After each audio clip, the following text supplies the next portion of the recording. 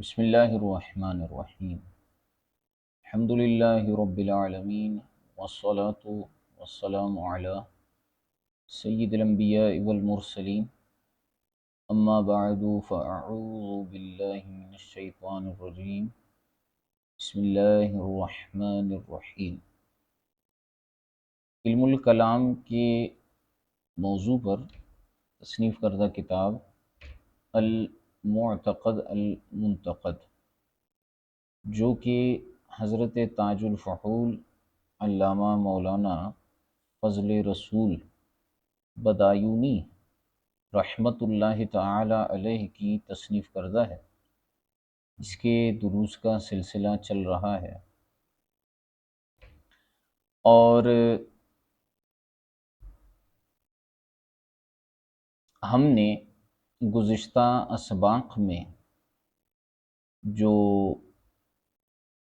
بحث ہے اللہ تبارک و تعالی کی توحید کے متعلق اس کو پڑھا تھا، اور اس پر جو دلیل اشارتاً اور عبارتاً تھی اس کو بھی ہم نے دیکھا تھا۔ اچھا، یہاں ایک عبارت تھی، تھوڑا سا میں نے اس کو غور کیا، کچھ اس میں شاید ترجمے میں آگے پیچھے ہو گیا تھا، صفحہ نمبر 83 ہے، ٹھیک ہے۔ اس میں یہ جو آخری بات تھی، یہ برہان تمانوں کو بیان کرنے کے بعد انہوں نے فرمایا تھا وَبِمَا ذُكِرَ يَنْدَفِعُ مَا يُقَالُ إِنَّهُ يَجُوزُ أَنْ يَتَّفِقَا مِنْ غَيْرِ تَمَانُعٍ وَإِنَّ الْمُمَانَعَةَ غَيْرُ مُمْكِنَةٍ لِاسْتِلْزَامِهَا الْمُحَالَ أَوْ أَنْ يَمْتَنِعَ اجْتِمَاعُ الْإِرَادَتَيْنِ مَعًا۔ یہ تین اصل میں اعتراضات تھے، میں نے وہ جواب کو بھی اس میں گڑبڑ کر دیا تھا، تو یہ تھوڑا سا اس کو سمجھ لیں پھر آگے ہم بحث کرتے ہیں۔ یہ جو تھا نا، پیچھے بحث چلی تھی دلیل تمانع کے اوپر، برہان تمانع کے اوپر۔ اگر میں تھوڑا سا آپ کو پیچھے لے کر چلوں تو آپ تھوڑا سا اس کو دیکھیں کہ فَالتَّعَدُّدُ، یہ دیکھیے یہ عبارت، فَالتَّعَدُّدُ مُسْتَلْزِمٌ لِإِمْكَانِ التَّمَانُعِ الْمُسْتَلْزِمِ لِلْمُحَالِ فَيَكُونُ مُحَالًا، ٹھیک ہے۔ بحث بہت آسان تھی کہ اگر دو الہ تصور کیے جائیں اور مثال کے طور پر ایک الہ زید کے حرکت کا ارادہ کرتا ہے اور دوسرا الہ جو ہے وہ زید کے سکون کا ارادہ کرتا ہے، تو ایسی صورت میں کیا ہوگا کہ اما ان یحصل الامران، کہ دونوں چیزیں حاصل ہو جائیں گی، یعنی زید نے اسی وقت اسی لمحے حرکت بھی کیا، سکون بھی کیا، تو فرماتے ہیں یہ تو ہو نہیں سکتا کیونکہ یہ اجتماعی ضدین ہے اور اجتماعی ضدین محال ہے۔ یا پھر یہ ہوگا کہ زید یا تو حرکت کرے گا یا سکون کرے گا۔ اگر اس نے حرکت کر لی تو اس الہ کے ارادے پر اس نے عمل کیا کہ جس نے حرکت کا ارادہ کیا تھا، تو وہ الہ غالب ہوا، اور جس نے سکون کا ارادہ کیا تھا اس پر عمل نہیں کیا زید نے، تو وہ مغلوب ہو جائے گا۔ اس صورت میں جو مغلوب ہے وہ عاجز ہو جائے گا، اور عاجز ہونا جو ہے یہ حدوث اور امکان کی نشانیوں میں سے ہے، اور اس وجہ سے کیا ہو جائے گا کہ ایک ہی معبود قرار پائے گا، دوسرا الہ جو ہوگا وہ عاجز ہو جائے گا، ٹھیک ہے۔ یہ بات انہوں نے یہاں پر کی تھی۔ تو آگے فرمایا تھا کہ فَالتَّعَدُّدُ مُسْتَلْزِمٌ، لہٰذا تعدد مستلزم ہے لِإِمْكَانِ التَّمَانُعِ، امکان تمانع کی وجہ سے، ٹھیک ہے۔ اور وہ امکان تمانع جو کہ مستلزم ہے محال کو، فَيَكُونُ مُحَالًا، لہٰذا تعدد بھی محال ہو جائے گا، یعنی تعدد کی وجہ سے امکان تمانع پیدا ہوگا، اور امکان تمانع جو ہے یہ محال کو لازم ہے، لہٰذا تعدد بھی محال کو لازم ہو جائے گا۔ اچھا، یہاں ایک لفظ ہے، اس پر غور کریں، لِإِمْكَانِ التَّمَانُعِ، یہاں وقوع تمانع کی بات نہیں ہوئی تھی کہ جب تعدد ہوگا تو تمانع ممکن ہوگا، یہ تو ہم نے کہا ہی نہیں کہ تعدد ہوگا تو تمانع واقع بھی ہوگا۔ اب اس میں بڑی تفصیلی بحث ہے، اب وقت کے اندر اتنی گنجائش نہیں ہے، ورنہ میں اس کو انتہائی تفصیل کے ساتھ آپ کو بتاتا کہ امکان تمانع، وقوع تمانع۔ ہم نے جو دعویٰ کیا ہے اس چیز کو سمجھیں، ہم نے یہ دعویٰ کیا ہے کہ اگر تعدد کو فرض کیا جائے تو تمانع کا مطلب میں بتا چکا ہوں کہ ایک دوسرے کو منع کر دینا، ایک الہ دوسرے الہ کے کام کو روکے گا، منع کرے گا، تغالب چاہے گا، بڑا ہی چاہے گا۔ تو فرمائیں کہ اگر تعدد کو فرض کر لیا جائے تو امکان تمانع پیدا ہوگا، کہ اگر متعدد معبود ہوتے تو تمانع ممکن ہوتا، ہم یہ نہیں کہتے کہ واقع ہو جاتا، ٹھیک ہے؟ اس بات کو وقوع تمانع اور امکان تمانع میں فرق ہے۔ وقوع کا معنی ہو جانا اور امکان کا مطلب ہو سکتا ہے۔ تو ہم نے یہ کہا کہ اگر تعدد ہوگا تو تمانع ہو سکتا ہے، اس جملے پر غور کریں، تمانع ہو سکتا ہے، اور تمانع کا ہو جانا یہ محال ہے، یہ محال کو لازم ہے، ٹھیک ہے؟ کیونکہ تمانع کی صورت میں غالب ہوگا ایک مغلوب ہوگا، لہٰذا یہ بھی ممنوع ہے، تو یہ بھی اس کی وجہ سے تعدد بھی محال ہو جائے گا، ایک بات۔ اب یہاں پر یہ جو کنز الفوائد والے ہیں، انہوں نے کہا وہ بما ذکر يندفع ما يقال، جو ہم نے اوپر دعویٰ کیا، جو بات کی، اس سے دور ہو جاتے ہیں وہ اعتراضات۔ کتنے؟ 3 اعتراض ہیں یہاں پر۔ میں نے ایک ہی اعتراض بیان کیا تھا، اور ممانعت کو یہ غالباً میں نے کہا تھا کہ یہ علم مناظرہ کی اصطلاح ہے، یہاں پر یہ دوسرے معنی میں، اس کو بھی میں اس کی تفصیل بیان کرتا ہوں۔ تو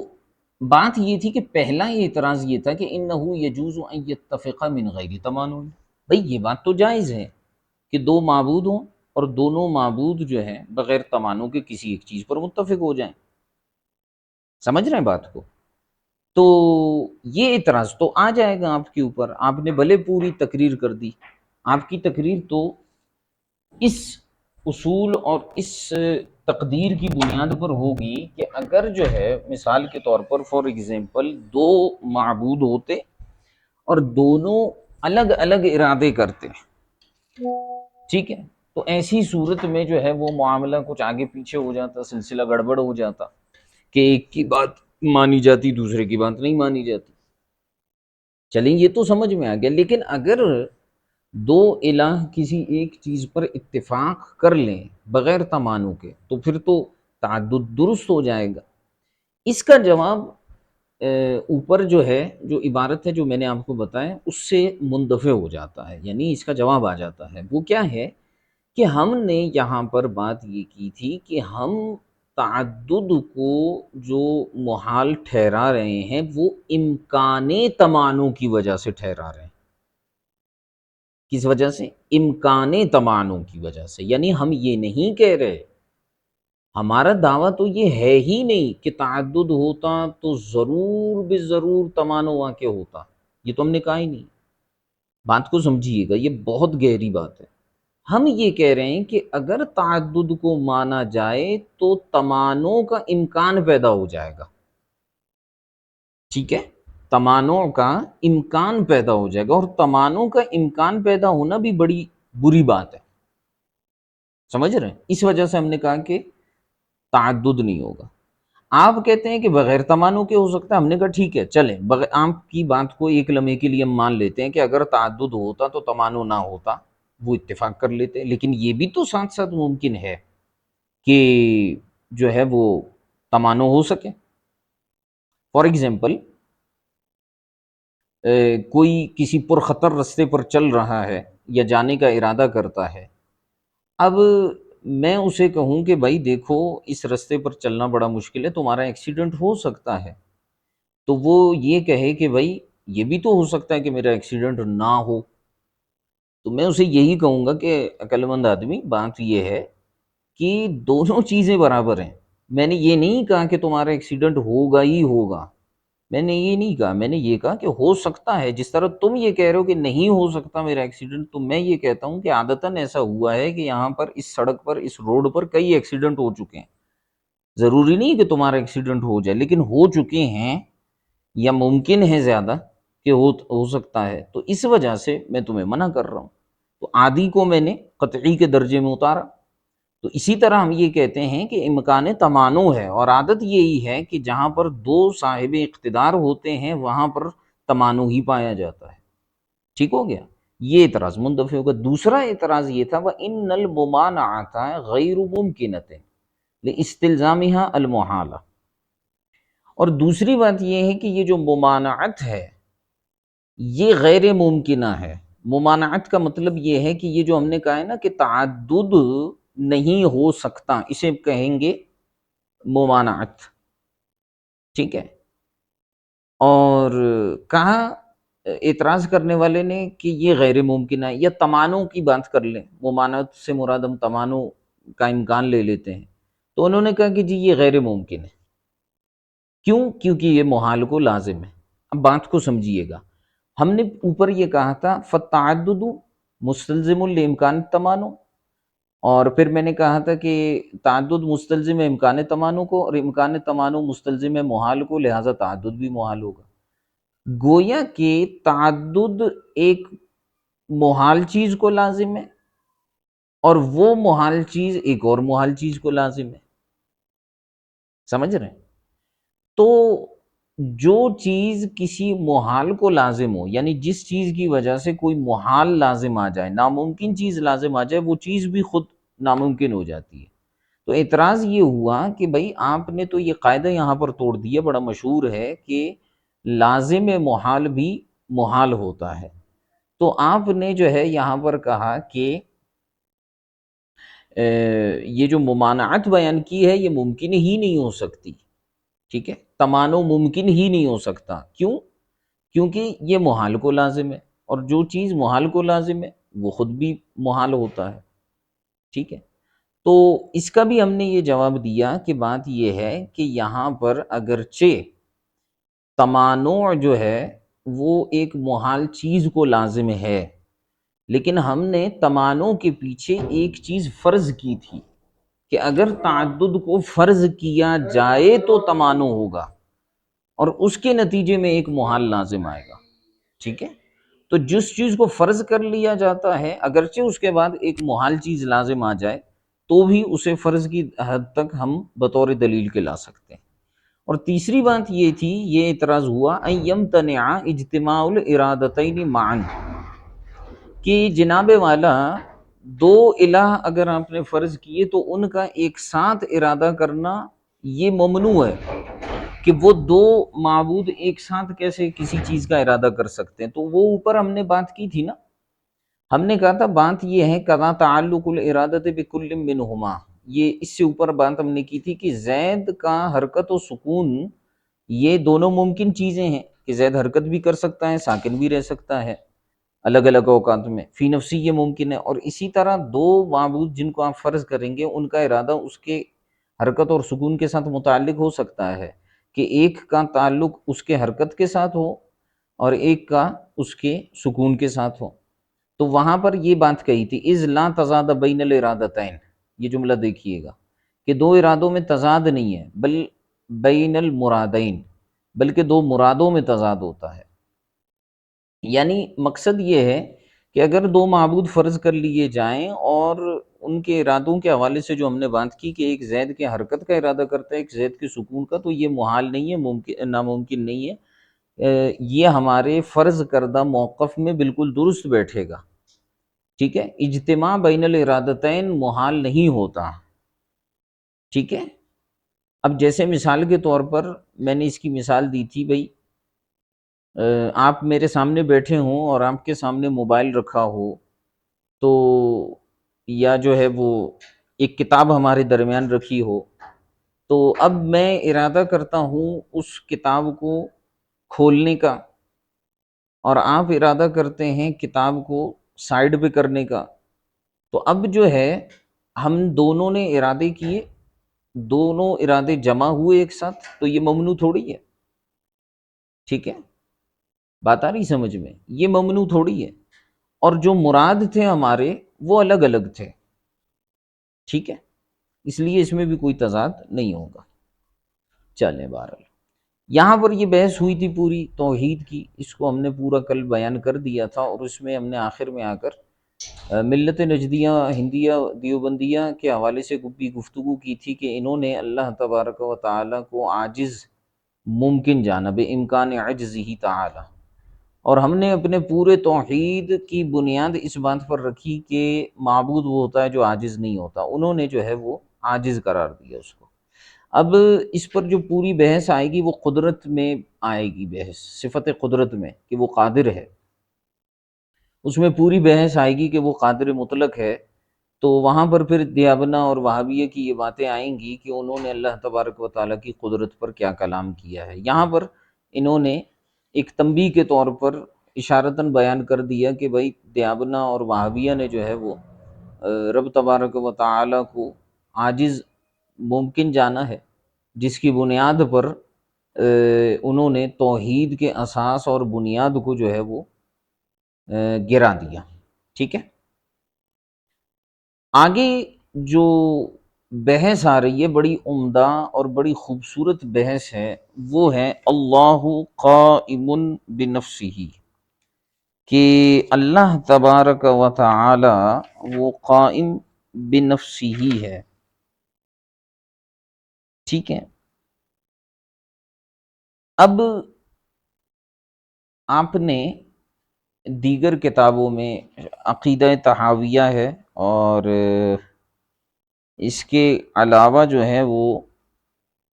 مختلف عقائد کی جو کتابیں ہیں ان میں آپ نے ایک جملہ پڑھا ہوگا کہ اللہ تبارک و تعالی جو ہے نہ عرض ہے نہ جوہر ہے اس کی ذات، ٹھیک ہے،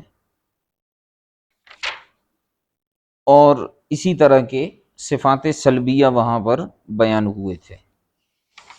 تو ان سب کو ایک ہی لفظ کے اندر ماتن حضرت تاج الفحول فضل رسول بدایونی علیہ الرحمہ نے بیان کر دیا، اور فرمائیں کہ اللہ قائم بنفسہ، اللہ تبارک و تعالی قائم بنفسہ ہے، کیونکہ جو عرض ہوتا ہے نا، عرض، آپ نے عرض کی تعریف پڑھی ہوگی، جو قائم لغیرہ ہی ہوتا ہے، پڑھا ہوگا آپ نے۔ عرض وہ چیز ہوتی ہے جو اپنے وجود میں کسی جوہر کی محتاج ہو، جیسے رنگ ہے، کیفیت ہے، کوئی بھی چیز ہے، تو یہ اپنے وجود میں کسی جوہر کی محتاج ہوگی، اور اس کو اکیلے اپنا وجود جو ہے وہ قائم رکھنا مشکل ناممکن ہوگا۔ اور جو جوہر کی تعریف پڑی ہے وہ یہ ہے کہ وہ ایسی چیز جو قائم بنفسی ہی ہو، لیکن اگر آپ اس کی شرائط اور قیودات پڑھیں تو قائم بنفسی ہی کے ساتھ ساتھ جو مناطقہ اور دیگر علماء نے لکھا ہے وہ یہ ہے کہ قائم بنفسی ہی ہو، لیکن اپنے وجود کو برقرار رکھنے کے لیے کسی حیز اور جگہ کا محتاج ہو، اسے جوہر کہا جاتا ہے۔ تو جوہر ہوتا تو قائم بنفسی ہی ہے، لیکن اچھا یہ قائم بنفسی ہی کی اضافت بھی اس کی طرف جو ہے وہ بعین ہی نہیں ہے، لعین ہی نہیں ہے، لغیر ہی ہے، کیونکہ حقیقت میں تو چیزوں کا قیام جو ہے وہ ان کی اپنی طرف سے نہیں ہوتا، یہ اضافی طور پر ہم نے اس کو قائم بنفسی کہا ہے، یعنی عرض کے مقابلے میں ہم نے اسے کہا، یہ منطق کا مسئلہ بتا رہا ہوں آپ کو، کہ عرض کے مقابلے میں ہم نے جوہر کو کہا کہ قائم بنفسی ہوتا ہے، کیونکہ تعرف الاشیاء بازدادها، جو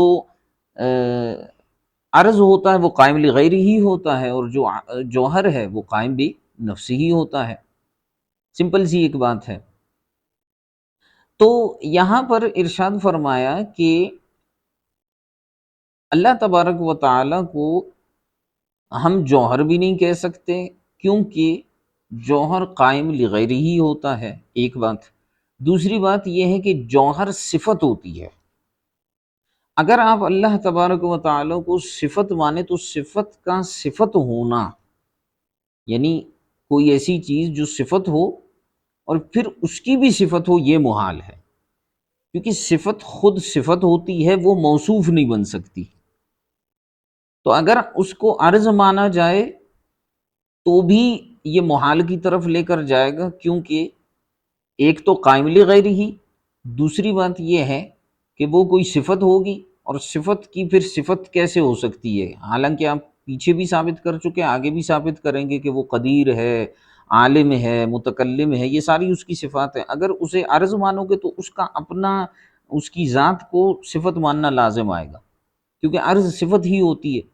اب آگے اس کی بھی بحث آ رہی ہے۔ اور جوہر مانیں گے تو اس کے لیے حیز اور جگہ ہونا ضروری ہوگا، اور یہ بھی اس کے حق میں محال ہے۔ کیوں؟ یہ اس کی اگر مزید مجھ سے تفصیل پوچھتے ہیں تو میں یہ بتاؤں گا کہ بات یہ ہے کہ جو حیز ہوتی ہے اس کا وجود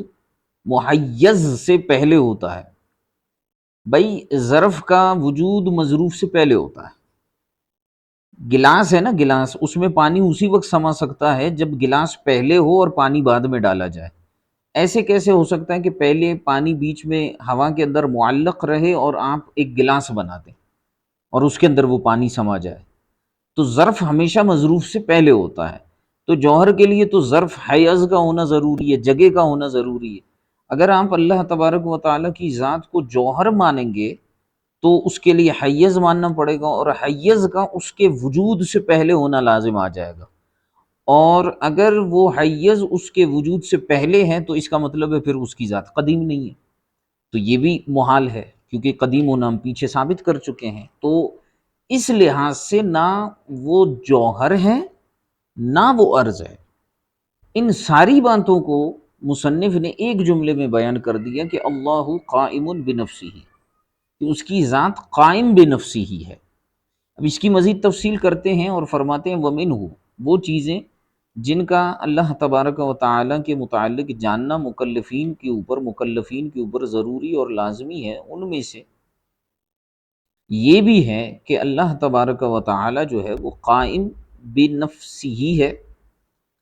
قائم لغیر ہی نہیں ہے، یعنی نہ وہ عرض ہے نہ جوہر ہے۔ ای مستغنن عما سواہ، بڑی خوبصورت تشریح کی ہے اس کی یہاں پر،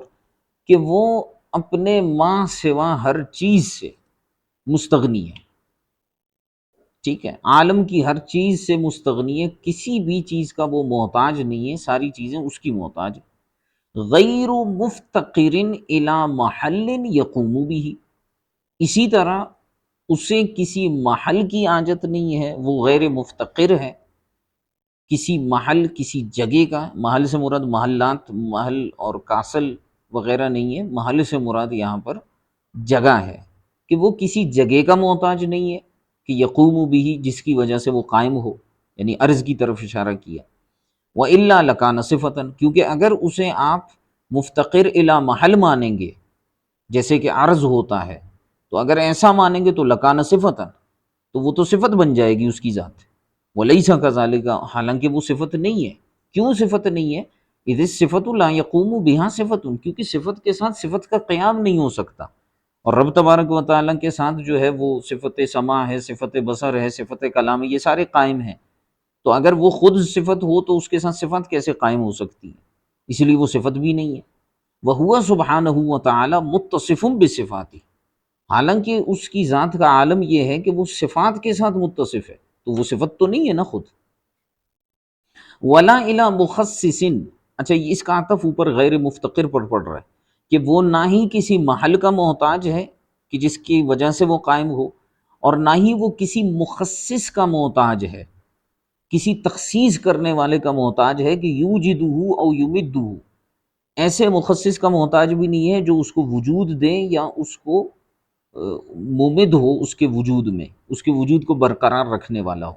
کوئی ایسی چیز نہیں ہے، کوئی ایسی ذات نہیں ہے جو معاذ اللہ اسے وجود دے یا اسے وجود میں ممد ہو، اس کی مدد کریں کہ وہ اپنا وجود برقرار رکھے۔ نیچے حاشیہ نمبر 6 ہے، وہ لکھا ہوا ہے ای ولا ہوا مفتقر الی مخصص کما ہوا غیر مفتقر الی محل یقوم به، یا طف بیان کر دیا انہوں نے۔ ٹھیک ہے، اذ وجب، اب دلیل دے رہے ہیں کہ وہ کسی مخصص کی طرف بھی محتاج کیوں نہیں ہے، کیونکہ اذ وجب لہ الوجود، کیونکہ اس کے لیے وجود واجب ہو چکا ہے کہ وہ واجب الوجود ہے۔ اگر وہ مخصص کا محتاج ہوتا تو مخصص اس سے پہلے ہوتا، تو پھر یہ واجب الوجود کیسے ہوتا؟ ٹھیک ہے، واجب الوجود سے پہلے تو کوئی چیز نہیں ہو سکتی۔ تو اذ وجب لہ الوجود، کیونکہ اس کے لیے تو وجود ثابت ہو چکا، والقدم، قدم ثابت ہو چکا، والبقاء، اور بقا بھی ثابت ہو چکی، ذاتاً و صفاتاً، بطور ذات کے بھی بطور صفات کے بھی۔ ٹھیک ہے، اس لیے وہ کسی مخصص کا محتاج بھی نہیں۔ تو ہے کیا قائم بنفسی کا معنی جو پیچھے ہم نے بیان کیا، مستغنین اما سوا، آگے اور وضاحت کر دی، ھذا ھو الغناء المطلق، اسی کو غناء مطلقہ کہا جاتا ہے، کہ مطلقاً ہر چیز سے مستغنی ہونا، کسی بھی صورت، کسی بھی صورت، کسی بھی صورت وہ کسی چیز کا محتاج نہیں ہے۔ ٹھیک ہے، بات آ رہی سمجھ میں؟ والغناء الحقیقی المخصوص به سبحانہ وتعالی، اور غناء حقیقی اسی کے ساتھ، اس کی ذات کے ساتھ خاص ہے، کائنات میں کوئی چیز اس کے سوا جو ہے غناء حقیقی کے ساتھ متصف نہیں ہے۔ وَإِنْ وُصِفَ بِهِ الْغَيْرُ فَمَجَازٌ، اور اگر اس کی ذات کے علاوہ کسی اور کو اس صفت کے ساتھ متصف کیا جائے گا تو وہ صرف اور صرف برسبیل مجاز ہوگا، حقیقی غنا کے ساتھ کسی اور کو متصف نہیں کیا جا سکتا، کیونکہ یہ اعتراض پیدا ہوگا کہ قرآن پاک میں آیات موجود ہیں اور اس طرح اس کے علاوہ بھی جو ہے وہ کلام موجود ہے غنا کے حوالے سے، کہ یہ غالباً یہاں پر یہ آیت نہیں لکھی ہوئی، کہ وہ قرآن پاک کی ایک آیت ہے نا کہ انہیں اللہ اور اس کے رسول نے غنی کر دیا، ٹھیک ہے، تو وہاں پر جو ہے غنا کی نسبت نبی کریم علیہ الصلوۃ والسلام کی طرف بھی ہے، تو فرمائیں کہ غیر اللہ میں سے جس کو بھی متصف کیا جائے گا صفت غنا کے ساتھ تو وہ غنائے حقیقی نہیں ہوگا بلکہ غنائے مجازی ہوگا۔ ٹھیک ہے، وقد قال اللہ تعالی وهو اللہ واللہ هو الغنی الحمید، اللہ پاک نے فرمایا وہی اللہ جو کہ غنی ہے، بے پرواہ ہے عالم سے، ٹھیک ہے، پورا عالم اس کا محتاج، وہ کسی کا محتاج نہیں، حمید ہے، سراہا گیا ہے۔ فَإِنَّ اللَّهَ غَنِيٌّ عَنِ الْعَالَمِينَ، کہ اللہ عالمین سے بے پرواہ ہے۔ وَقَالَ اللَّهُ الصَّمَدُ، اور اسی طرح فرمائے کہ اللہ بے نیاز ہے۔ ٹھیک ہے، اچھا اس کے بعد فرمایا کہ اللہ مخالف للحوادث، یہاں تو قائم بنفسی کا معنی آپ کو میں نے اچھی طرح سے سمجھا دیا۔ اس کے بعد فرمائے کہ اللہ مخالف للحوادث غیر مماثل للشیء شیء منہا فی الذات والصفات والافعال، کہ اللہ تبارک و تعالی وہ حوادث کے مخالف ہے، وہ جو ہے کسی بھی چیز کے مماثل نہیں ہے، نہ ذات میں، نہ صفات میں، نہ افعال میں۔ اس عبارت کو اچھی طریقے سے سمجھ لیجئے گا۔ مخالف کا مطلب ہوتا ہے کہ مماثل نہ ہونا، یہ مخالف مماثل کی ضد ہے۔ مماثل کہتے ہیں دو چیزوں کا ایک جیسا ہونا، دو چیزوں کا ایک جیسا ہونا، اسے مماثل کہتے ہیں، مماثلت، اور اسی کی جو ہے وہ ضد بنتی ہے مخالف، کہ دو چیزوں کا ایک جیسا نہ ہونا۔ تو اللہ تبارک و تعالی حوادث کے مخالف ہے، یعنی حوادث جیسا نہیں ہے اور حوادث اس جیسے نہیں ہے، کیونکہ وہ تو واجب الوجود ہے، تو واجب الوجود جو ہے وہ حادث کے مخالف ہوتا ہے اور حادث واجب الوجود کے مخالف ہوتا ہے۔ اسی طرح غیر مماثل لشیء، دیکھیے اب یہاں پر مخالف ہی کی طرح کا لفظ لے کر آئے، یعنی اسی کے معنی والا لفظ لے کر آئے، اور اس کو بیان فرما دیا غیر مماثل لشیء منہا، یہ منہا کی ضمیر حوادث کی طرف لوٹ رہی ہے کہ حوادث میں سے کسی بھی چیز کے مماثل نہیں ہے، نہ ہی ذات میں، نہ ہی صفات میں، اور نہ ہی افعال میں، نہ اس کی ذات حوادث کی طرح ہے، نہ اس کی صفات حوادث کی طرح ہیں، اور نہ ہی اس کے افعال حوادث کی طرح ہیں۔ ہمارا فعل کرنا کچھ اور ہے، ہماری ذات کچھ اور ہے، ہماری صفات کچھ اور ہے، اس کی ذات، اس کی صفات، اس کے افعال کچھ اور ہے۔ اب اسی پر بحث کرتے ہیں، وَمِنْهُ، چھٹے نمبر پر وہ چیزیں جن کا جاننا ضروری ہے، انہو مخالف للحوادث، کہ اللہ تبارک و تعالی حوادث کے مخالف ہے، یعنی غیر مماثل لشیء، یعنی وہ کسی بھی چیز کے مماثل، کسی بھی چیز کی طرح نہیں ہے، منہا یعنی حوادث میں، فی الذاتی والصفاتی والافعالی، یعنی نہ ہی ذات میں، نہ ہی صفات میں، نہ ہی افعال میں۔ قال اللہ تعالی لیس کمثلہ شیء، یہ آیت ہے جس سے ہم استدلال کرتے ہیں کہ اس کی طرح کوئی چیز نہیں، کوئی بھی اس کی مثل نہیں۔ اب پہلے اس کا لفظی ترجمہ سمجھ لیتے، پھر اس پر ہم کلام کریں گے، کیونکہ لفظی ترجمہ یہاں کرنا پہلے ضروری ہے، تبھی آپ کو سمجھ میں آئے گا کہ آگے مسئلہ کیا بیان ہوگا۔ لیسا حرف نفی ہے، آپ کو پتہ ہے یہ کلمہ نفی ہے لیسا، ٹھیک ہے، اور یہ جو ہے نفی کرنے کے لیے آ رہا، آگے آ رہا ہے کاف، یہ کمثلہ، ٹھیک ہے، یہ کاف آ رہا ہے، سلیکٹ نہیں ہو رہا، ہاں یہ کاف آ گیا، یہ کاف حرف تشبیہ ہے، مثل پھر اس کے بعد ہو ضمیر ہے، شیء۔ اب اگر ہم اس کی ترکیب کریں، کاف حرف تشبیہ ہے، مثل مضاف ہے، اور ہو مضاف الیہ ہے، مضاف مضاف الیہ کو الٹا ترجمہ ہوتا ہے، تو ترجمہ یہ بنتا ہے کہ اس کی مثل کی طرح کوئی چیز نہیں ہے، لیسا کمثلہ شیء، اس کی مثل کی طرح کوئی چیز نہیں ہے۔ اگر آپ لفظی ترجمہ کریں گے تو یہاں ایک مسئلہ کھڑا ہو جاتا ہے، وہ مسئلہ کیا ہوتا ہے کہ یہاں یہ فرمایا باری تعالی نے کہ اس کی جو مثل ہے اس کی طرح کوئی نہیں ہے، کیونکہ کاف مثل پر داخل ہو رہا، کاف مثل پر داخل ہو رہا ہے، معنی کیا بن رہا ہے کہ اس کی مثل کی طرح، اس کی مثل کے مشابہ کوئی چیز نہیں ہے۔ تو آپ تو نفی کر رہے ہیں مثلیت کی، کس کی کر رہے ہیں نفی؟ مثلیت کی کر رہے ہیں کہ اس کی مثل کوئی نہیں ہے، لیکن آیت یہ بتا رہی کہ اس کی مثل کی طرح کوئی نہیں ہے، گویا کہ مثل ہے اور مثل کی طرح کوئی چیز نہیں ہے، نہیں مثل کی طرح، ایک ہوتا ہے کہ بھئی تمہاری طرح کوئی نہیں ہے، اور ایک ہے کہ تمہاری مثل کی طرح کوئی نہیں ہے، یعنی کوئی تمہاری مثل ہوگا اور اس کی طرح پھر کوئی نہیں ہوگا، ٹھیک ہے۔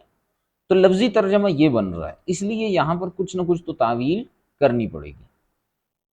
کیونکہ یہاں پر مثل والا مسئلہ آ رہا ہے کہ اس کی مثل کی طرح کوئی نہیں ہے، تو اس پر یہاں پر آ کر حضرت تاج الفحول نے کلام فرمایا، اور اس میں کچھ تعویلات اور کچھ معانی، اور تقریباً 4 معانی بیان فرمائے، کہ ہم 4 معانی بیان کر کے یہاں پر 4 تعویلات کر کے یہاں پر اس مسئلے کو درست کر سکتے ہیں،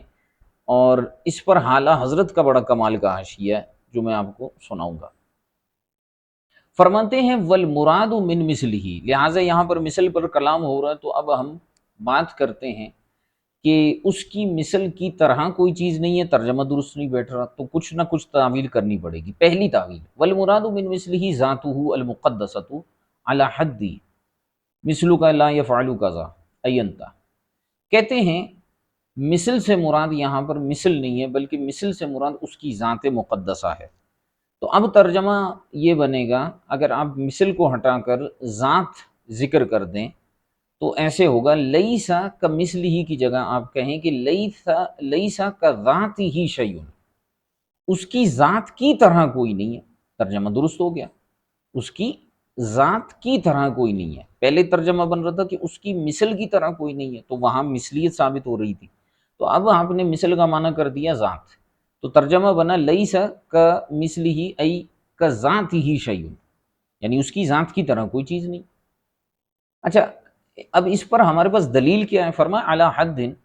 مثلک لا یفعل کذا، جیسے عربوں کے ہاں کہا جاتا ہے محاورتاً کہ مثلک لا یفعل کذا، تیری مثل کا بندہ اس طرح نہیں کرتا، تو وہاں مراد کیا ہوتا ہے؟ ای انتا، یعنی تو ایسا نہیں کر سکتا، وہاں مثلک سے مراد مثال نہیں ہوتا بلکہ ذات ہی مراد ہوتی ہے کہ تو ایسا نہیں کر سکتا، ٹھیک ہے۔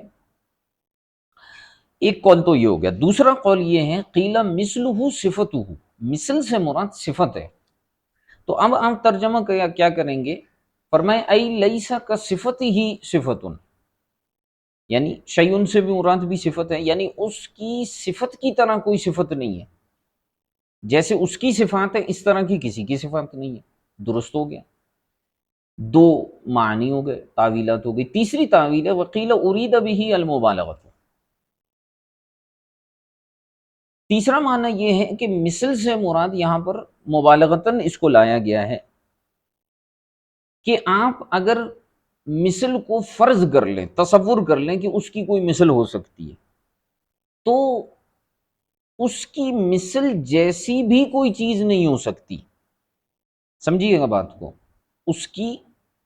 مثل دیکھیے مثل جو ہے وہ فرع ہوتی ہے، اور جو ممثل لہو ہے وہ اصل ہوتی ہے۔ تو گویا کہ اگر اس کی مثل کو بھی فرض کیا جاتا تو اس کی مثل جیسی کوئی چیز نہیں ہے، چہ جائے کہ اس کی ذات جیسی کوئی چیز ہو سکتی ہے، مبالغہ ہے یہاں پر۔ تو فرمائیں کہ یعنی لو فریضہ، اگر فرض کر لیا جائے اس کی کوئی مثل ہے، فکیفا ولا مثل لہو، تو کیسے فرض کیا جا سکتا ہے حالانکہ اس کی تو کوئی مثل ہے ہی نہیں، ٹھیک ہے۔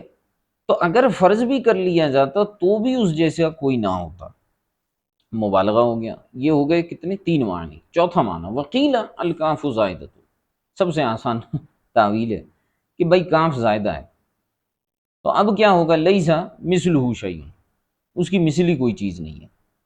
بات ختم ہو گئی۔ لأن كل ما سواه حادث، کیونکہ اس کے سوا ہر چیز حادث ہے۔ فاستحال ان يماثل واجب الوجود ثابت قدمه وبقاؤه، لہٰذا یہ بات محال ہے کہ واجب الوجود کی مثل بھی کوئی چیز ہو سکے، کیونکہ وہی واجب الوجود ہے، اس کے سوا سب کچھ حادث ہے، تو یہ ممکن ہی نہیں ہے کہ واجب الوجود کی مثل کوئی چیز ہو سکے جس کا قدم اور بقا ثابت ہے۔ قد اجمع المسلمون علی کونہ مخالفا لغیرہ علی الاطلاق، اور اس بات پر بھی علماء مسلمانوں کا، متکلمین کا اجماع ہے کہ وہ علی الاطلاق اپنے غیر کا مخالف ہے، یعنی اس کے سوا کائنات میں ہر چیز حادث ہے تو وہ اس کا مخالف ہے، کیونکہ وہی واجب الوجود ہے۔ فہو منزہ عن المثل، لہٰذا وہ مثل سے منزہ ہے، ای المشارکی فی تمام الماہیتی، یعنی تمام ماہیت میں مشارک سے وہ منزہ ہے۔ والندی الذی هو المثل المعارض، اور اسی طرح وہ ند سے بھی منزہ ہے جو کہ معارض کی مثل ہوتا ہے۔ اچھا، اس کے بعد تو آگے صفات کی بحث آ رہی ہے کہ یہ صفات سلبیہ ہیں، اس کو فی الحال رہنے دیں، لیکن یہاں پر وقیلہ کے اوپر حاشیہ ہے الکاف زائدۃ، چار تعویلات بیان ہوئی۔ ایک یہ کہ مثل سے مراد ذات لے لیں، دوسرا یہ کہ مثل سے مراد صفت لے لیں، تیسرا یہ ہے کہ مبالغہ مراد ہو، اور چوتھا یہ ہے کہ کاف زائدہ لے لیں، تو آپ کا ترجمہ درست بیٹھتا ہے۔ حاشیہ دیکھیے، اعلیٰ حضرت امام اہل سنت نے المعتمد المستند، جو ان کا حاشیہ ہے، اس میں کیا بات فرمائی ہے، کیا کلام فرمایا ہے، اس کو ذرا سمجھنے کی کوشش کرتے ہیں، کیونکہ آپ بھی سوچتے ہوں گے بھائی اس پر جو ہے وہ حاشیہ تو سیدی اعلیٰ حضرت کا ہے، لیکن ابھی تک استاد صاحب نے اس کو تفصیل سے کہیں پر کسی مقام پر ذکر نہیں کیا۔ چلیں تھوڑا سا سمجھنے کی کوشش کرتے ہیں سیدی اعلیٰ حضرت امام علیہ سنت رحمہ اللہ تعالی کیا فرماتے ہیں۔ اعلیٰ حضرت فرماتے ہیں وَأَنَا أَقُولُ، میں یہ کہتا ہوں، یظہر لی، میرے لیے جو بات ظاہر ہوئی ہے، واللہ سبحانہ وتعالی اعلم، اللہ تبارک و تعالی زیادہ جاننے والا ہے۔ امام علیہ سنت رحمۃ اللہ تعالی علیہ ارشاد فرماتے ہیں کہ ان الآیۃ الکریمۃ، یہ جو آیت کریمہ ہے، لیس کمثلہ شیء، اس پر امام علیہ سنت کلام کر رہے ہیں، اور جیسے میں نے آپ کو بتایا کہ اس پر جو ہے وہ چار تعویلات بیان کر کے اس کلام کو درست کیا گیا ہے۔ فرمایا کہ ان الآیۃ الکریمۃ کأنہا دعوی مع بینۃ، یہ آیت مبارکہ جو ہے اس کا اسلوب اور اس کی خوبصورتی یہ ہے کہ گویا کہ یہ دعوی مع دلیل ہے۔ دیکھیں کلام جو ہوتے ہیں نا، بعض اوقات ایسا ہوتا ہے آپ نے ایک دعویٰ کیا پھر اس کے اوپر دلیل دی، تو عموماً تو طریقہ یہی ہوتا ہے، پہلے دعویٰ کیا جاتا ہے پھر دلیل دی جاتی ہے، اور بعض اوقات یہ ہوتا ہے کہ پہلے دلیل دی جاتی ہے پھر دعویٰ کیا جاتا ہے۔ سب سے جو اعلیٰ درجے کا فصیح و بلیغ کلام ہوتا ہے نا، وہ یہ ہوتا ہے کہ دعویٰ مع دلیل بیان ہو، کلام ایک ہی ہو، اسی میں دعویٰ ہو، اسی میں دلیل ہو۔ امام علیہ سنت فرماتے ہیں کہ میرے لیے یہ بات ظاہر ہوئی کہ یہ جو آیہ مبارکہ ہے یہ گویا ایسے ہے جیسے دعویٰ مع دلیل ہے۔ بڑی خوبصورت بات ہے۔ یعنی دعویٰ کیا ہے؟ اب دعوے کو سمجھیے گا کہ اس کی مثل کوئی نہیں ہے، یہ دعویٰ ہے نا۔ اب اس پہ دلیل کیا ہے؟ دیکھو ہم نے تو دعویٰ کیا اور اس پر دلیل یہ لے کر آئے لیس کمثلہ شیء، اور لفظی ترجمہ کرنے پر بیٹھ گئے تو ہمیں جو ہے وہ مثل لفظ کی وجہ سے پریشانی ہوئی، تو ہم نے کیا کیا کہ ہم نے 4 طرح سے تعویلات کر دی۔ ٹھیک ہے، اعلیٰ حضرت فرماتے ہیں کہ بات یہ نہیں ہے، بات یہ ہے کہ یہاں دعویٰ بھی ہے دلیل بھی ہے۔ دعویٰ یہ ہے کہ اس کی مثل کوئی نہیں ہے، اور دلیل بھی اسی میں یہیں اسی آیت میں پوشیدہ ہے۔ اب دلیل کیسے ہے اور دعویٰ کیسے، سمجھیے گا بات کو۔ فرماتے ہیں کہ ذالک انہ، یہاں سے اس کی تقریر کر رہے ہیں، فرماتے ہیں وذالک انہ سبحانہ واجب الوجود۔ پہلی بات تو یہ ہے کہ اللہ تبارک و تعالی واجب الوجود ہے، جیسے کہ پیچھے ہم نے بیان کیا۔ فہو مستحیل الانتفاع، تو وہ مستحیل الانتفاع ہے۔ مستحیل الانتفاع کا مطلب یہ ہے، میں لفظاً آپ کو سمجھا رہا ہوں تاکہ آپ کو چیزیں سمجھ میں آ جائے۔ وہ واجب الوجود ہے، لہٰذا وہ مستحیل الانتفاع ہے، یعنی وہ فنا نہیں ہو سکتا، کیونکہ واجب الوجود کی صفت یہ ہوتی ہے کہ وہ ہمیشہ باقی رہتا ہے۔ یہ پیچھے ہم بات بیان کر چکے ہیں، وہ معدوم نہیں ہو سکتا۔ اب آگے سنیے گا، فرماتے ہیں وَلَوْ كَانَ لَهُ مِثْلٌ، بہت عمدہ جملہ ہے اعلیٰ حضرت کا، اور دیکھیے کہ دلیل بندے نے کیسے دی ہے۔ فرمایا وَلَوْ كَانَ لَهُ مِثْلٌ، اگر اس کی کوئی مثل ہوتی تو لکان ہوا مثل مثلی بالضرورت،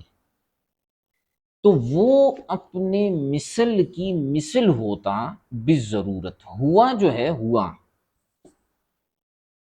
یہ ہوا جو ہے یہ اللہ تبارک ذات باری تعالی کی طرف لوٹ رہا ہے۔ یہ والا جو ہوا ضمیر ہے، ترجمہ تبھی صحیح بیٹھے گا، اس کو سمجھیے گا۔ پہلے تو یہ ہے نا وَلَوْ كَانَ لَهُ، یہ ضمیر یہ بھی ذات واجب الوجود کی طرف ہے۔ اگر اس ذات واجب الوجود کے لیے کوئی مثل ہوتا تو لکان ہوا، تو ضرور بضرور کون؟ وہ مثل نہیں، بلکہ ذات واجب الوجود اپنے مثل کی مثل ہوتا بالضرورت۔ اب میں آسان سی ایک مثال سے سمجھاتا ہوں تو آپ کو بات سمجھ میں آئے گی۔ مثال کے طور پر میں یہ کہتا ہوں کہ بھائی زید میری مثل ہے، زید میری مثل ہے، یعنی زید مثل ہے میری، ٹھیک ہے۔ تو جب زید میری مثل ہے تو میں بھی تو زید کی مثل ہوں، کیونکہ مماثلت تام کب ہوتی ہے؟ جب دونوں چیزیں ایک دوسرے کی مثل ہوں۔ اب اسی طرح میں یہ کہوں کہ بھئی زید سخاوت میں میری مثل ہے، تو یعنی میرے اندر سخاوت ہے، اسی طرح کی سخاوت زید میں ہے تو وہ میری مثل ہے۔ اس کا مطلب کیا ہے کہ جس طرح کی سخاوت زید میں اسی طرح کی سخاوت میرے اندر ہے، تو دونوں طرف سے دیکھا جائے تو مماثلت ہوتی ہے، تبھی ہم اس کو مثل کہتے ہیں۔ زید میری طرح ہے تو میں بھی زید کی طرح ہوں۔ فرماتے ہیں ذرا غور کیجئے گا، اگر اللہ تبارک و تعالی کی کوئی مثل ہوتا تو اللہ تبارک و تعالی اس مثل کی مثل ہوتا، کیونکہ جب وہ چیز یا وہ ذات اللہ کی مثل ہے تو اللہ بھی اس کی مثل ہے ضرورتاً۔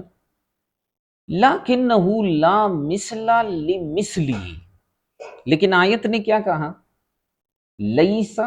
كَمِثْلِهِ شَيْءٌ، اس کی مثل جیسا کوئی مثل نہیں۔ فرمایا لَكِنَّهُ لَا مِثْلَ لِمِثْلِهِ، یہی آیت کا لفظی ترجمہ ہے کہ اس کے مثل کی مثل نہیں۔ فَوَجَبَ أَن لَا يَكُونَ لَهُ مِثْلٌ، لہٰذا یہ بات ضروری طور پر لازم آئی کہ اس کی مثل نہ ہو، یہ بات لازماً ضروری ہو گئی کہ اس کی مثل نہ ہو۔ وَإِلَّا لَزِمَ انتفاع الواجب، وگرنہ اگر ایسا ہوتا تو پھر واجب کا انتفاع جو ہے وہ لازم آ جاتا، کہ واجب جو ہے وہ فنا ہو جاتا، وہ ہوا محال، اور وہ محال ہے۔ اب اسی بات کو دوسرے جملوں میں سمجھاتے ہیں، فرماتے ہیں وہ بعبارت اخرى، دوسرے لفظوں میں اس بات کو سمجھیے، فی صفات الہ ما لا یقبل العقل اشتراکہ بین اثنین، کہ اللہ تبارک و تعالیٰ کی صفات میں اگر غور کیا جائے تو عقل جو ہے ان صفات میں اشتراک بین الاثنین کو قبول نہیں کرتا، یعنی رب کی ایسی صفات ہیں جن میں اشتراک نہیں ہو سکتا کہ وہ صفت کسی اور میں بھی پائی جائے، ٹھیک ہے؟ سمجھیے گا بات کو، فَلَوْ كَانَ لَهُ سُبْحَانَهُ مِثْلٌ، تو اگر اللہ تبارک و تعالیٰ کی کوئی مثل ہو، تو چونکہ مثل ہے تو مثل کے اندر وہی صفات ہوتی ہیں جو ممثل لہو کے اندر ہوتی ہیں، تو لتصف بہن، تو وہ مثل بھی انہی صفات کے ساتھ متصف ہوتا۔ حالانکہ ہم پہلے کیا فرض کر چکے ہیں کہ اللہ کی صفات کی شان یہ ہے کہ عقلاً ان میں اشتراک قابل قبول ہی نہیں ہے، عقل اس بات کا فیصلہ کرتی ہے کہ اس کی صفات میں اشتراک نہ ہو، اس کی صفت قدرت ہے، اس کی صفت کلام ہے، صفت سماع و بصر ہے، یہ ساری ایسی صفات ہیں جن میں اشتراک عقلاً ممکن نہیں ہے۔ اگر اللہ کی مثل مانا جاتا تو وہ ساری صفات اس کے اندر بھی ہوتی، فتعالی عن المثلیت، تو وہ تو مثلیت سے پاک ہے، وتعالی المثل عن المثلیت باطل صریح، اور مثل کا مثلیت سے جو ہے وہ بلند ہونا یہ باطل بھی ہے اور صریح بھی ہے، فلزم ان لا یکون لہ تعالی مثل اصلا، لہٰذا یہ بات لازم آئی کہ اس کا مثل ہو ہی نہیں سکتا، فعلی ھذا لا زیادۃ ولا تعویل، فرماتے ہیں اگر اس آیت کی تشریح اور تفسیر اس انداز میں کی جائے تو نہ کسی زیادتی کی ضرورت پیش آئے گی ہمیں کہ جناب مثل سے مراد ذات لے لو، صفات لے لو، مبالغہ لے لو، کاف زائدہ لے لو، ولا تعویل، اور نہ ہی کسی تعویل کی ضرورت ہوگی، واللہ اعلم بمراد التنزیل، اور تنزیل یعنی قرآن پاک، فرماتے ہیں کہ اللہ ہی زیادہ جانتا ہے اس قرآن پاک کی اس آیت کی مراد کو، ٹھیک ہے؟ اب یہ میں نے کافی آسان کر کے آپ کو سمجھانے کی کوشش کی ہے، جو امام اہل سنت رحمہ اللہ تعالیٰ نے اس کی تقریر فرمائی ہے، بڑی خوبصورت ہے۔ تو بہرحال اگر آپ تعویل بھی کرتے ہیں تو کوئی مسئلہ نہیں ہے، لیکن جو جمہور احناف اور ماتریدیہ کا موقف ہوتا ہے وہ تعویل کے قائل نہیں ہوتے، اسی لیے امام اہل سنت نے بھی اسی طریقے کو اختیار کیا ہے کہ وہ تفسیر بیان کی جائے، وہ تقریر بیان کی جائے جس میں تعویل نہ ہو اور معنی درست بن جائے۔ تو اسی لیے امام اہل سنت نے فرمایا یہ دعویٰ مع دلیل ہے کہ مثلیت کا ہی انکار کیا جا رہا ہے، اور اس پر پورا کلام انہوں نے فرما دیا۔ اب آگے جو ہے انہوں نے فرمایا وَهَذِهِ الْخَمْسُ تُسَمَّى بِالصِّفَاتِ السَّلْبِيَّةِ وَالَّتِي قَبْلَهَا أَعْنِيَ الْوُجُودُ نَفْسِيَّةً، 6 صفات بیان ہوئی ہیں، ٹھیک ہے؟ فرماتے ہیں جو 5 ہم نے صفات آخری بیان کی وہ جو ہے صفات سلبیہ ہیں، یہ بحث پیچھے بھی گزری تھی، والتی قبلہا، اور جو ان 5 سے پہلے والی صفت ہے اعنی الوجود، یعنی صفت وجود، وہ نفسیہ ہے، ای لا یجوز الحکم علی النفس ای الذات بشیء من الصفات الا بعد ان یوصف بها فہی اسبق الی النفس من کل صفت، ٹھیک ہے؟ اب امام اشعری رحمۃ اللہ تعالی علیہ اور دیگر جو ہے وہ امام فخر الدین رازی اور دیگر متکلمین کی اس پر پوری بحث آئے گی، نفسیہ کہا ہے اور سلبیہ کہا ہے، اس کے حوالے سے مکمل ابحاث یہاں پر ذکر ہوں گی، اور اس کے بعد جو ہے وہ مزید 7ویں جو ہے وہ صفت آگے اللہ حی یہ بیان کی جائے گی، ٹھیک ہے؟ تو فی الحال اس کو یہیں تک رکھ لیتے ہیں، امید ہے کہ سبق آپ کی سمجھ میں آ گیا ہوگا، اگر کوئی سوال ہے تو ارشاد فرمائیے۔ جی جناب، کوئی سوال وغیرہ ہے تو فرمائیں۔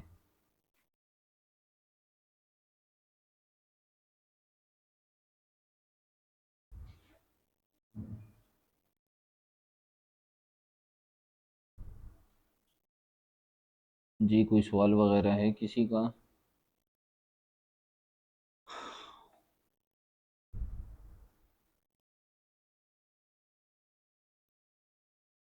کوئی سوال نہیں ہے؟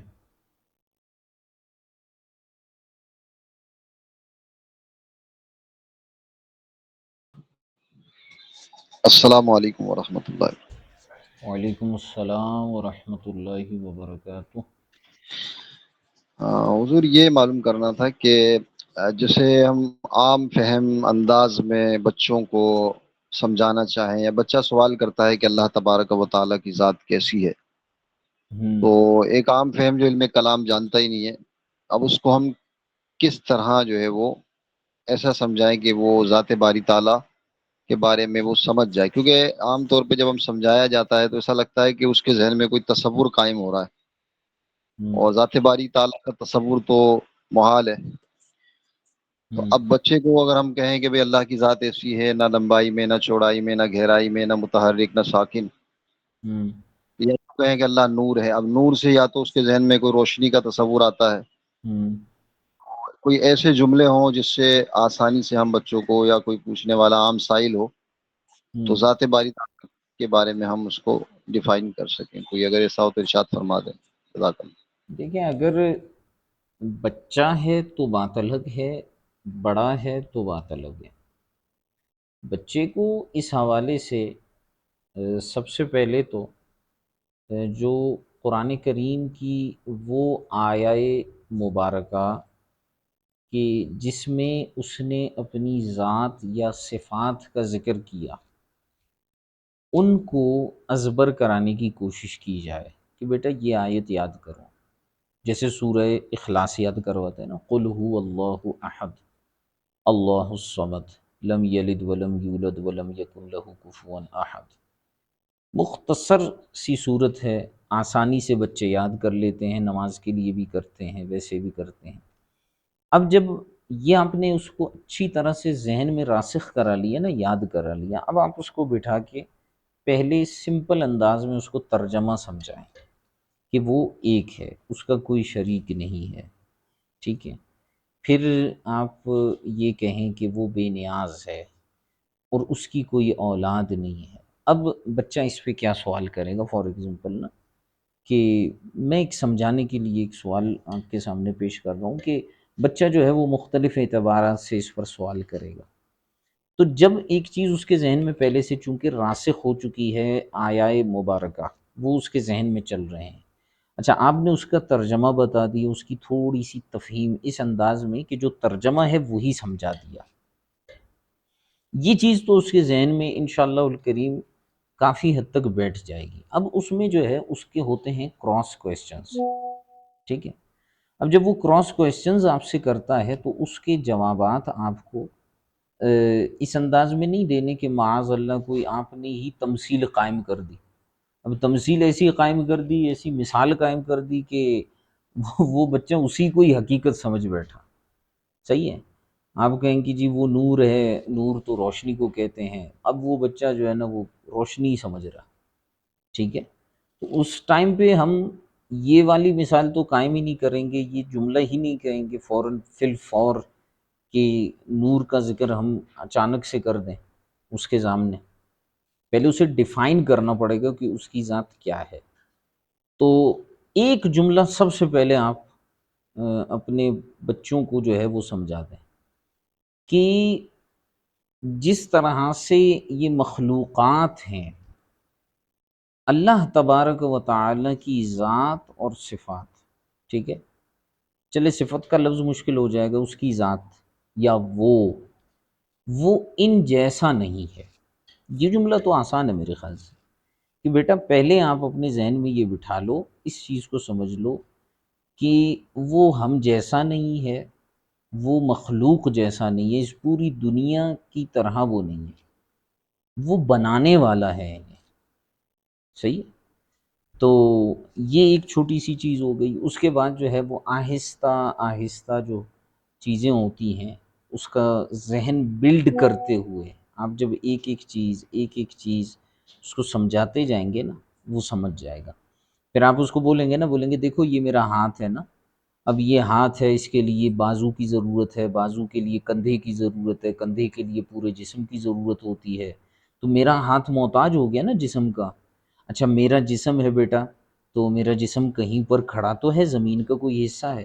تو میں تو زمین کا محتاج ہوں۔ کیا تم ہواؤں میں اڑ سکتے ہو؟ اپنے بچے سے کہیں کہ بھائی تم ابھی اڑ کر مجھے دکھاؤ، تم تو اڑ نہیں سکتے، صحیح ہے؟ وہ کہے گا نہیں ابو میں تو اڑ سکتا ہوں، دیکھیں میرے پر اگر مجھے آپ لگا دیں تو میں اڑ سکتا ہوں جیسے پرندہ اڑتا ہے۔ تو آپ کہیں گے کہ بیٹا اگر پرندے کے پر کاٹ دیے جائیں تو اڑ سکتا ہے؟ نہیں، یعنی محتاج ہوا وہ کہے گا جی ہاں۔ تو آپ کہیں کہ اللہ تبارک و تعالیٰ کی ذات کسی چیز کی محتاج نہیں ہے، ہم سارے محتاج ہیں، اسی کے محتاج ہیں۔ تو یوں ایک ایک صفت پر، ایک ایک چیز پر کلام کرتے ہوئے بڑے احسن انداز میں اور ابتدائی اعتبار سے ہم اگر گفتگو کریں، اور جو عموماً بچوں کے ذہنوں میں یہ چیزیں پیدا ہوتی ہیں، اور آج کل سوشل میڈیا کا دور ہے تو یہ باتیں بہت پیدا ہوتی ہیں، اس میں ہماری معلومات ضروری ہے۔ اسی طرح لوگوں کے حوالے سے جو گفتگو ہوتی ہے، ان کے ہاں کیا تصور ہوتا ہے، کیا چیزیں وہ سمجھ کے بیٹھے ہوتے ہیں۔ یعنی کئی افراد سے میری ایسی بحث ہوئی جو معاذ اللہ تجسیم تک کے قائل تھے، یعنی باقاعدہ جسم ماننا اور یہ وہ حساب کتاب، تو ان سے پھر اسی انداز میں بڑا ہوگا لام والا، اگر پڑھا لکھا ہے کچھ نہ کچھ تو باتیں کرے گا، تو اس کو پھر اسی انداز میں سمجھایا جائے گا۔ ان پڑھ ہے تو اس سے پھر وہ بچے والی ٹریٹمنٹ اس کی جائے گی۔ تو انشاءاللہ الکریم وہ چیزیں آہستہ آہستہ جو ہے اس کی سمجھ میں آنا شروع ہو جائیں گی۔ اور پھر دوسری بات یہ ہے کہ فی الحال بچہ ہے تو ہماری ذمہ داری تو یہ ہے کہ اس کے ذہن کو کلیئر کریں، صاف رکھیں۔ لیکن اگر بالفرض وہ اس ٹائم پیریڈ میں کچھ سمجھ رہا ہوتا ہے اور اس کا اظہار نہیں کیا ہوتا، اگر اظہار کر لے تو آپ اس کو دور کر لیں، لیکن اظہار نہیں کیا ہوتا، بڑے ہو کر وہ اس کا اظہار کرتا ہے، تو چونکہ اب بڑا ہو چکا ہے، سمجھدار ہو چکا ہے، تو اس کو پھر ہم اسی انداز سے سمجھانے کی کوشش کریں گے۔ اپنے بچوں کو کتابیں پڑھنے کے حوالے سے ان کا ذہن بنائیں۔ دیکھیں والدین موبائل چلا رہے ہیں تو بچہ بھی دیکھ کر موبائل چلا رہا ہے، لیکن اگر والدین کے ہاتھوں میں کتابیں ہوں گی تو بچہ بھی انہی کو پڑھے گا۔ تو آپ کے پاس بحر شریعت کا جو پہلا حصہ ہے یہ ہونا چاہیے کہ آپ اس کو پڑھ رہے ہو، بچہ آ کر آپ سے پوچھے کہ یہ کیا پڑھ رہے ہیں، تو کہیں بیٹا یہ بحر شریعت پڑھ رہا ہوں، اس میں عقائد کا بیان ہے جن کا جاننا ضروری ہے مسلمانوں کے لیے، ہم مسلمان ہیں، اللہ کا کلمہ پڑھتے ہیں، اس کے رسول کا کلمہ پڑھتے ہیں۔ تو یہ چیزیں پھر ان کو آپ کلیئر کرتے جائیں۔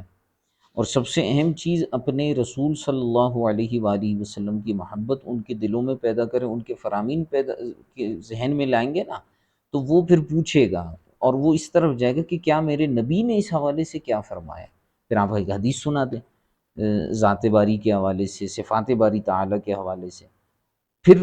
وہ جو ہے کمال درجے پر پہنچے گا، کیونکہ یہ جو نبی علیہ الصلوۃ والسلام کی صفت نبوت کا نور ہے یہ تو ہر ایک کے دل میں ہوتا ہے، ٹھیک ہے؟ تو اب یہ ایک ایسی چیز ہے کہ اگر اس کی عقیدت مضبوط یہاں پر ہو گئی، ایمان اس کا مضبوط ہو گیا نا، تو وہ تلاش کرے گا کہ میرے نبی نے اس حوالے سے کیا فرمایا، ٹھیک ہے؟ تو آپ جب ان کو ایک حدیث سنا دیں گے نا، وہ بڑا بچہ بھی خوش ہو جائے گا اور اسی چیز بھی سمجھ میں آ جائے گی، بات بھی اس کی سمجھ میں آ جائے گی۔ جی ماشاء اللہ، بہت اچھی تفہیم آپ نے فرمائی۔